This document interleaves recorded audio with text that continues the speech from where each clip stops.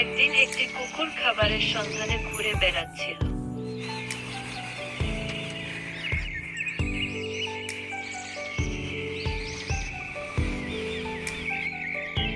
কিন্তু অনেক খোঁজাখুঁজির পর সে কিছুই পেল না।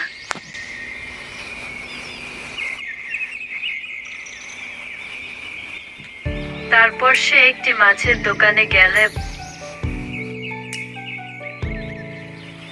এবং সেখানে মাটিতে একটি মাছ পড়ে থাকতে দেখল।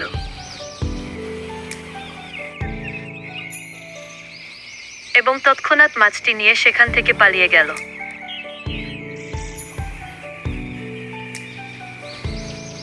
রাস্তায় হাঁটতে হাঁটতে কুকুরটি একটি ছোট্ট সেতুর উপর দিয়ে নদী পার হচ্ছিল। সেতুর মাঝখানে এসে সে নিচে পানিতে তাকাল। সেখানে সে নিজের প্রতিচ্ছবি দেখতে পেল, কিন্তু কুকুরটি ভাবল এটি আরেকটি কুকুর, যার মুখেও মাংসের টুকরো রয়েছে। লোভে পড়ে কুকুরটি ভাবল, কুকুরের মাংসের টুকরোটা যদি আমি পেতে পারি তাহলে আমার খাবার দ্বিগুণ হবে। তাই সে প্রতিচ্ছবির কুকুরকে ভয় দেখাতে গর্জন করল।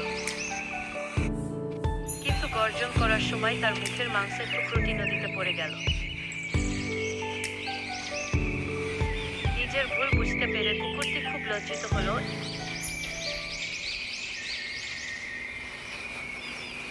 এবং খালি হাতে ঘরে ফিরে গেল।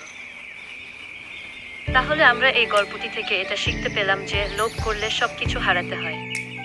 আমাদের যা আছে তাতেই সন্তুষ্ট থাকা উচিত।